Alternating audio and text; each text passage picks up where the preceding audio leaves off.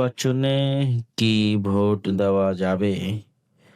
খারাপ ভালোর পক্ষে না হলে কার পক্ষে? আমরা আসলে বিশেষ করে আমি এই প্রশ্নের সরাসরি কোনো উত্তর এই জন্য দেই না।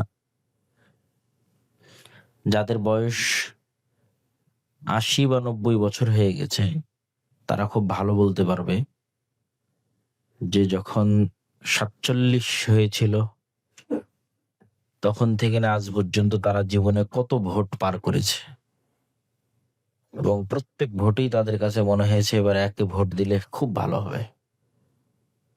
তারপরে ভোট দেওয়ার ২-৩ বছর পর আবার ওকেই গালি দিয়েছে। তো এই সাময়িক আবেগ থেকে মানুষ বের হতে পারে না। এটাই মানুষের সবচেয়ে বড় দুর্বলতা। মানুষ ওই দিন সফল হবে যেদিন দীর্ঘমেয়াদে চিন্তা করবে যে ৮০-৯০ বছরে তো এটাতে কোনো কাজ হলো না, তাহলে আমাকে ভিন্ন কিছু চিন্তা করতে হবে, সেটা দীর্ঘমেয়াদে চিন্তা করতে হবে। এই দীর্ঘমেয়াদের কাজ মানুষ করতে চায় না।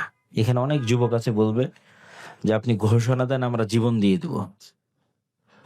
বাবা তোমাকে জীবন দিতে বলেনি, ওসমান হাদি বলেছিল তোমাকে পড়তে, জ্ঞান অর্জন করতে।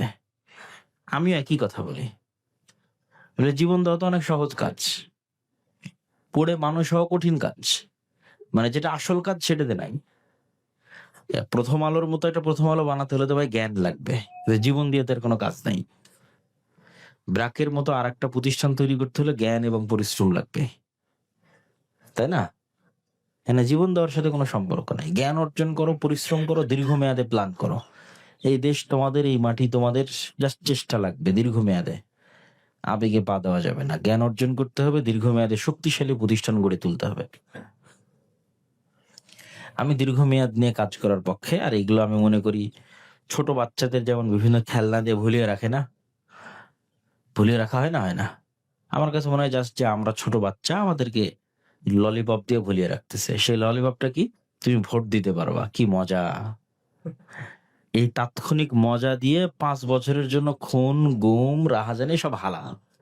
আর আমার মজাটা কোনটা? আমি ভোট দিতে পারবো। তো ছোট বাচ্চার মতোই মুখে ললিপপ দিয়ে ভুলে এলো। আগামী ৫ বছর কি হবে? একটা নেশা, আফিম, আফিমের মতো নেশাগ্রস্ত। কিভাবে আমরা দাঈ ইলাল্লাহ হতে পারবো? জ্ঞান অর্জন ছাড়া সম্ভব নয়।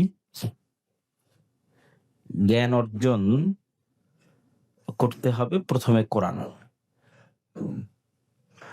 কোরআন বিশুদ্ধ তেলাওয়াত, কোরআন বুঝার চেষ্টা করা, আরবি ভাষা শেখার চেষ্টা করা। আর একটা জরুরি বিষয় থাকবে আকীদা। তারপর জরুরি বিষয় থাকবে রাসূল সাল্লাল্লাহু আলাইহি ওয়াসাল্লামের সুন্নাত।